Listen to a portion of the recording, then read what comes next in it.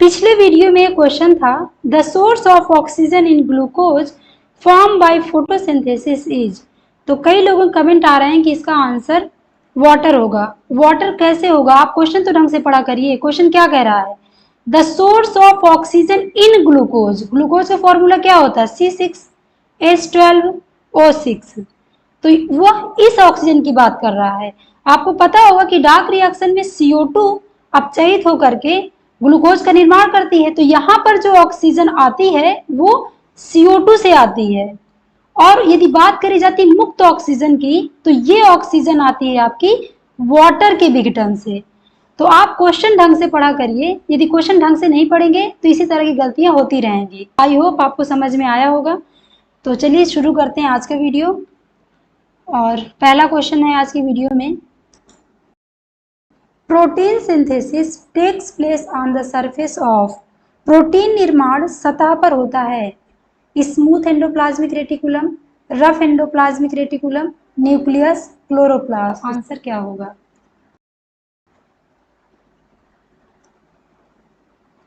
तो इसका आंसर होगा B, rough endoplasmic reticulum. Endoplasmic reticulum दो प्रकार की होती है, स्मूथ और रफ।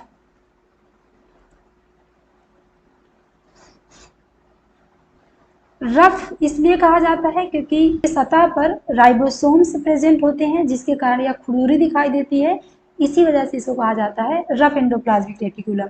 और हम जानते हैं कि राइबोसोम्स इज अ फैक्ट्री या प्रोटीन सिंथेसिस। तो आपका बी वाला ऑप्शन सही होगा। चलते हैं अगले क्वेश्चन की तरफ। अगला क्वेश्चन है, S type of ribosome is found in. S प्रकार के राइबोसोम पाए जाते हैं प्रोकैरियोटिक सेल में, यूकैरियोटिक सेल में, in both, none of these. तो कौन सा ऑप्शन सही होगा? तो इसका आंसर होगा सी, इन बोथ। जैसा कि आपको पता होगा कि 70S प्रकार के राइबोसोम पाए जाते हैं प्रोकैरियोटिक में और 80S प्रकार के राइबोसोम पाए जाते हैं यूकैरियोटिक में। तो एस स्वेडनबर्ग इकाई होती है। और ये 70S राइबोसोम जो हैं, इनकी सब यूनिट क्या होती है? तो 50S प्लस 30S से मिलकर के बने होते हैं। और 80S प्रकार के राइबोसोम की सब यूनिट 60S एंड 40S होती है। तो इसे आप अच्छे से देख लीजिएगा। चलते हैं अगले क्वेश्चन की तरफ। अगला क्वेश्चन है, cell vacuole contains. Cell vacuole में शामिल होते हैं water, metabolic gases, water and dissolve substances, cytoplasm. तो कौन सा ऑप्शन सही होगा?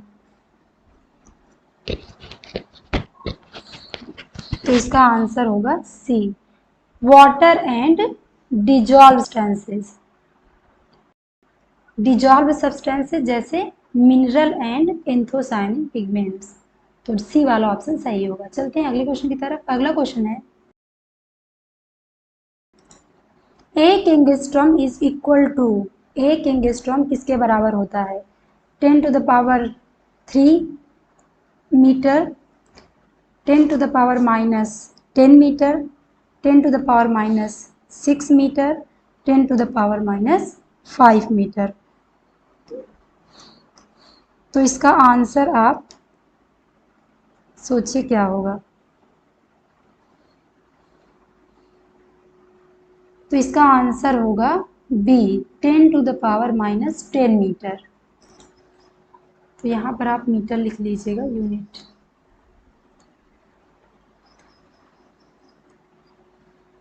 तो एक एंगस्ट्रॉम में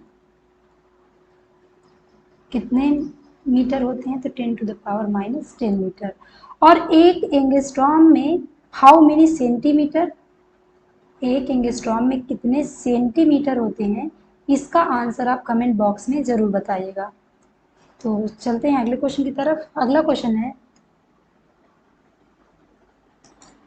fluid mosaic model of cell membrane was put forward by. Option दिए गए हैं आपको, आप अच्छे से ऑप्शन देख लीजिए, फिर इसका सही आंसर चूज कीजिए कि सेल मेम्ब्रेन का फ्लूइड मोजाइक मॉडल इनमें से किसके द्वारा दिया गया?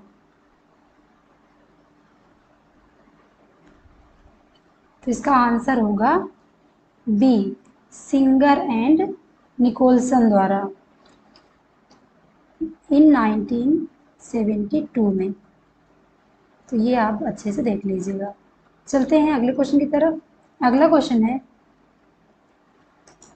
N exception to cell theory is. Cell theory में जो कही गई हैं बातें, इनमें से कौन उसे फॉलो नहीं करता? Mycoplasma, virus, protistants, algae.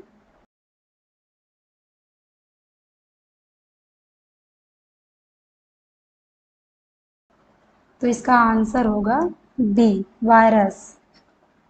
यह एक्सेप्शन है। चलते हैं अगले क्वेश्चन की तरफ। अगला क्वेश्चन है, मियोसिस इन्वॉल्व्स। आपको बताना है कि कंप्लीट मियोसिस में इन्वॉल्व होते हैं 2 nuclear division and 1 chromosomal division, 1 nuclear division and 1 chromosomal division, 1 nuclear division and 2 chromosomal division, 2 nuclear divisions and 2 chromosomal divisions. तो कौन सा ऑप्शन सही होगा? तो इसका आंसर होगा ए, 2 nuclear division and 1 chromosomal division. In complete meiosis 2 nuclear division and 1 chromosomal division अकर। तो ए वाला ऑप्शन सही होगा। चलते हैं अगले क्वेश्चन की तरफ। अगला क्वेश्चन है, बाल बियानी रिंग्स फाउंड इन। बाल बियानी रिंग पाई जाती है, ऑप्शन दिए गए हैं आपको, पॉलीटीन क्रोमोसोम्स में, लैम्ब्रूस क्रोमोसोम्स में, पॉलीसोम क्रोमोसोम्स में, हेट्रोसोम क्रोमोसोम्स में। तो कौन सा ऑप्शन सही होगा?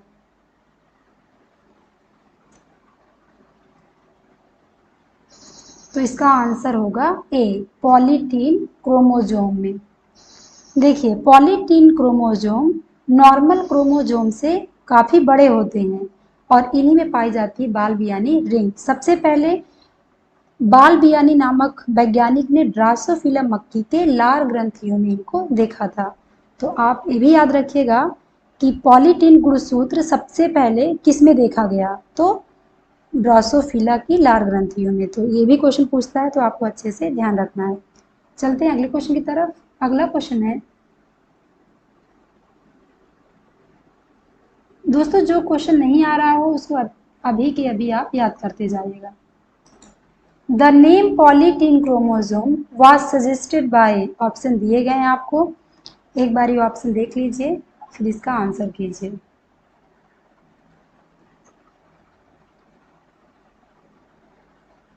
तो अभी हमने देखा, इसका आंसर होगा डी, ई जी बालबियानी द्वारा। तो पॉलीटीन क्रोमोसोम नाम का सुझाव ई जी बालबियानी द्वारा दिया गया। चलते हैं अगले क्वेश्चन की तरफ। अगला क्वेश्चन है, DNA polymerase is highly active during. DNA polymerase सबसे अधिक क्रियाशील होता है, ऑप्शन दिए गए हैं आपको, prophase, metaphase, S phase, none of these. तो कौन सा ऑप्शन सही होगा?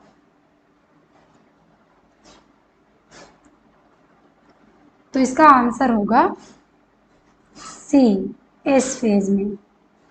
देखिए, डीएनए पॉलीमरेज एंजाइम डीएनए द्विगुणन यानी रेप्लिकेशन में भाग लेने वाला प्रमुख एंजाइम होता है। तो डीएनए का द्विगुणन कोशिका चक्र की इस अवस्था में होता है, तो यह एंजाइम इस अवस्था में सर्वाधिक क्रियाशील होता है। तो आपको इसे ध्यान देना है। तो चलते हैं अगले क्वेश्चन की तरफ। अगला क्वेश्चन है, the non protein part of an enzyme is. Enzyme का नॉन प्रोटीन भाग कहलाता है, ऑप्शन दिए गए हैं आपको, prosthetic group, vitamin, apo enzyme, holo enzyme. तो कौन सा ऑप्शन सही होगा?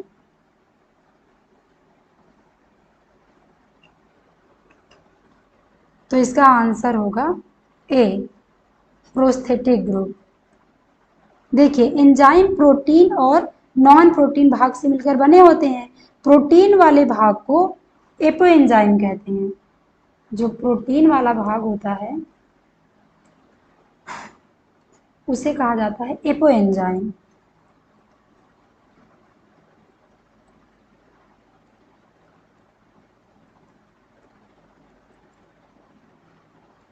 और जो नॉन प्रोटीन वाला पार्ट होता है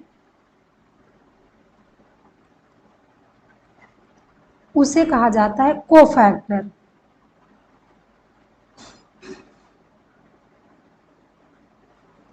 फिर इस कोफैक्टर को फर्दर डिवाइड कर दिया जाता है, जैसे प्रोस्थेटिक समूह, कोएंजाइम, मेटल आयन। तो यहाँ पर ए वाला ऑप्शन सही होगा।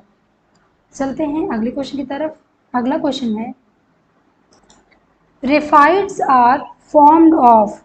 रेफाइड्स किसके बने होते हैं? ऑप्शन दिए गए हैं आपको, calcium phosphate, calcium oxalate, calcium pectate, calcium carbonate. तो कौन सा ऑप्शन सही होगा?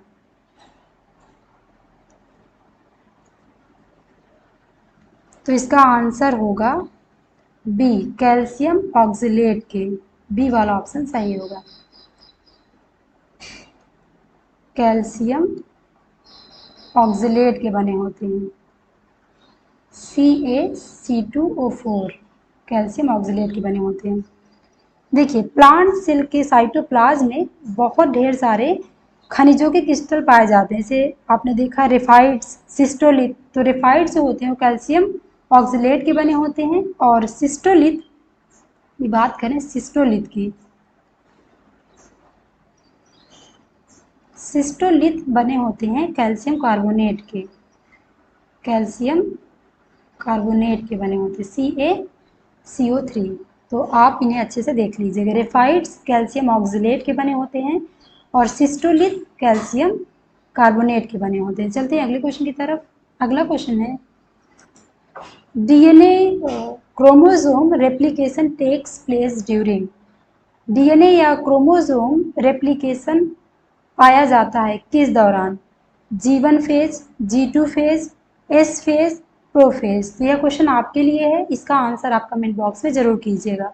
यदि आपने पहले ढंग से सुना है तो इसका आंसर आप कर ले जाएंगे। चलते हैं अगले क्वेश्चन की तरफ। अगला क्वेश्चन है, the outer layer of vacuole is called.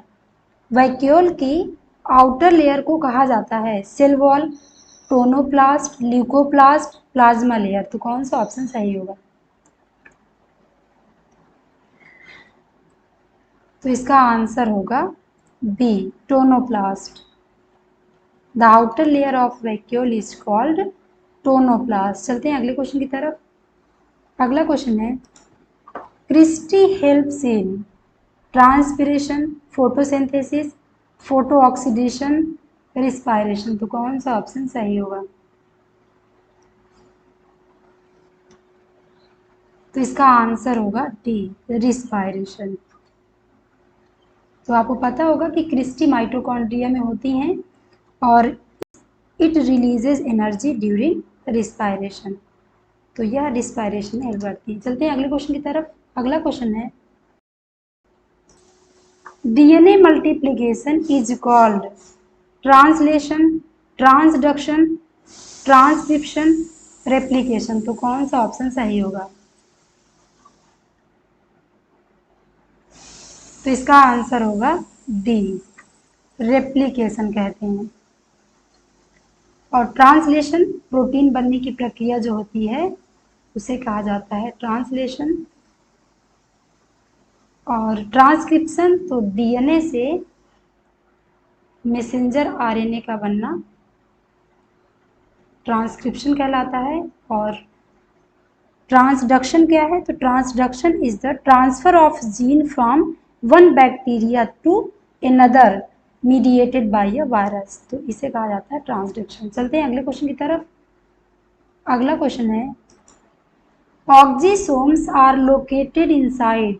ऑक्जीसोम किसके अंदर लोकेटेड होते हैं, स्थित होते हैं? Plastids, lysosomes, Golgi body, mitochondria. तो कौन सा ऑप्शन सही होगा? तो इसका आंसर होगा डी, माइटोकॉन्ड्रिया। माइटोकॉन्ड्रिया के इनर लेयर में यह स्थित होते हैं। तो इसे आप देख लीजिएगा। चलते हैं अगले क्वेश्चन की तरफ। अगला क्वेश्चन है which cell organelle exhibits polymorphism. इनमें से कौन सा ऑर्गेनेल है, कोशिकांग है, जो बहुरूपता प्रदर्शित करता है। ऑप्शन दिए गए हैं न्यूक्लियस, माइटोकॉन्ड्रिया, लाइसोसोम, राइजोसोम, राइबोसोम। तो कौन सा ऑप्शन सही होगा। तो इसका आंसर होगा सी, लाइसोसोम। लाइसोसोम एक बहुरूपी कोशिकांग है। क्यों इसे बहुरूपी कोशिकांग कहा जाता है, क्योंकि एक ही कोशिका में ये विभिन्न कार्यकी रूपों में उपस्थित होते हैं। सामान्यतः लाइसोसोम 4 प्रकार के होते हैं, प्राथमिक लाइसोसोम, द्वितीयक lysosome, residual body and autophagic vacuole. तो चलते हैं अगले क्वेश्चन की तरफ। अगला क्वेश्चन है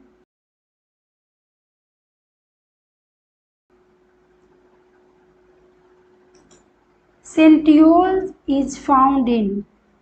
तारक केंद्रक पाया जाता है एनिमल सेल्स में, रेड एल्गी में, प्रोकैरियोट्स में, फ्लावरिंग प्लांट में। तो कौन सा ऑप्शन सही होगा। तो इसका आंसर होगा ए, एनिमल सेल में। तारक केंद्रक एनिमल सेल में केवल पाए जाते हैं। चलते हैं अगले क्वेश्चन की तरफ। अगला क्वेश्चन है यानी मुख्य रूप से एनिमल सेल में पाए जाते हैं, प्लांट सेल में ये एब्सेंट होते हैं। Bacteria do not possess. Bacteria में क्या नहीं पाया जाता। Capsule, ribosomes, mitochondria, plasma membrane. तो कौन सा ऑप्शन सही होगा। तो इसका आंसर होगा C, mitochondria. Bacteria do not possess mitochondria. Bacteria prokaryotic के अंतर्गत आते हैं और इनमें सेल ऑर्गेनल जैसे mitochondria, endoplasmic reticulum, Golgi body ये एब्सेंट होते हैं। चलते हैं अगले क्वेश्चन की तरफ। अगला क्वेश्चन है Schleiden and Schwann are. Schleiden and Schwann Dutch biologist थे, इंग्लिश बायोलॉजिस्ट थे, ऑस्ट्रियन बायोलॉजिस्ट थे, जर्मन बायोलॉजिस्ट थे। तो कहाँ के थे ये।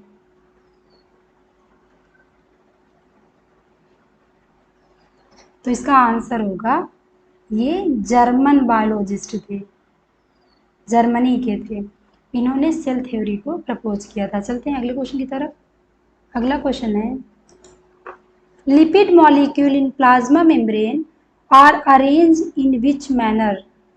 प्लाज्मा मेम्ब्रेन में लिपिड मॉलिक्यूल किस मैनर में अरेंज होते हैं। Scattered, series, alternate, head parallel. तो कौन सा ऑप्शन सही होगा।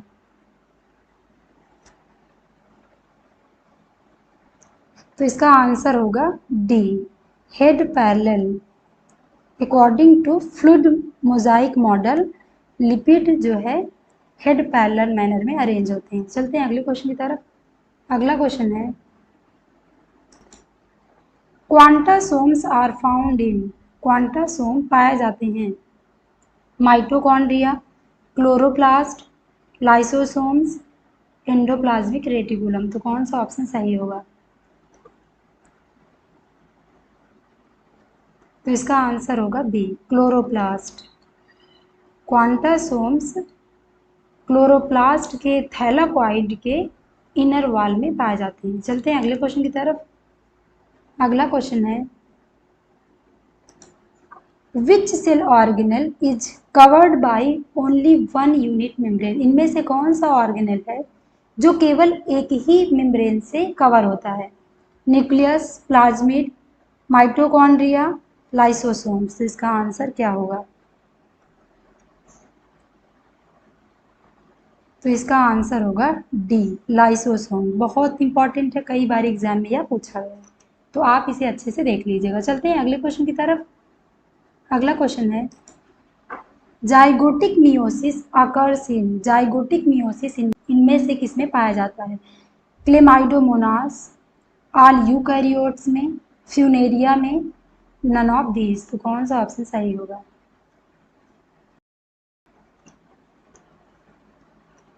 तो इसका आंसर होगा ए, क्लेमाइडोमोनास।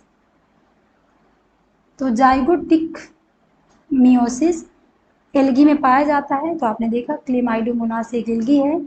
और ब्रायोफाइटा, टेरिडोफाइटा, जिम्नोस्पर्म और एंजियोस्पर्म की बात करें तो यहाँ पर स्पोरिक मियोसिस पाया जाता है। यहाँ पर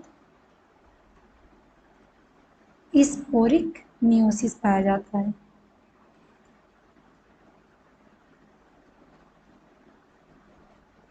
और यहाँ पर एल्गी में zygotic meiosis, bryophyte, pteridophyte, gymnosperm, angiosperm में स्पोरिक मियोसिस पाया जाता है। चलते हैं अगले क्वेश्चन की तरफ। अगला क्वेश्चन है, spindle formation during cell division depends on. कोशिका विभाजन में तर्क निर्माण नियंत्रित करते हैं iron and fat, calcium and protein, sodium and protein, potassium and carbohydrate. तो कौन सा ऑप्शन सही होगा?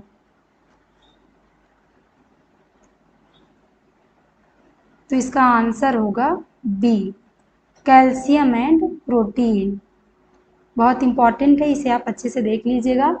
जब सेल डिवीजन होता है उस समय स्पाइंडल अपरेटस नामक स्ट्रक्चर बनती है और यह स्ट्रक्चर की सहायता से गुणसूत्र जुड़कर अलग अलग पोल में व्यवस्थित हो जाते हैं और तर्क निर्माण में मुख्यतः प्रोटीन और कैल्शियम भाग लेते हैं। तो बी वाला ऑप्शन सही होगा।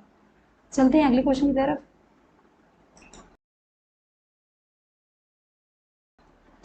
The cytoskeleton of eukaryotic cells is formed by।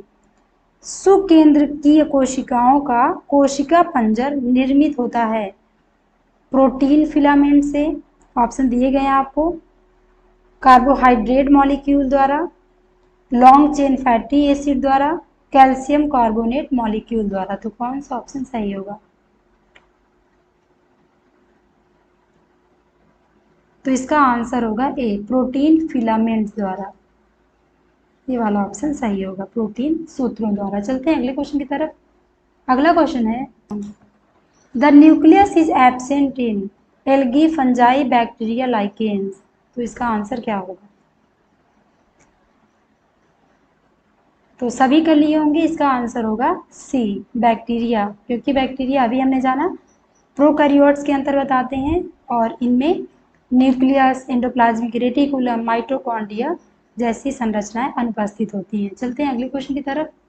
अगला क्वेश्चन है, lysosomes are formed by endoplasmic reticulum, mitochondria, Golgi membrane, both A and C. यानी endoplasmic reticulum and Golgi membrane. तो इसका आंसर आप कमेंट बॉक्स में जरूर कीजिएगा कि इसका सही आंसर क्या होगा। चलते हैं अगले क्वेश्चन की तरफ। अगला क्वेश्चन है, the term plasma lemma was given by. Plasma lemma शब्द इनमें से किसके द्वारा दिया गया? ऑप्शन दिए गए हैं, C Nageli and C Cramer, J Q Plowe, Danielli and Davson, Robertson. तो कौन सा ऑप्शन सही होगा?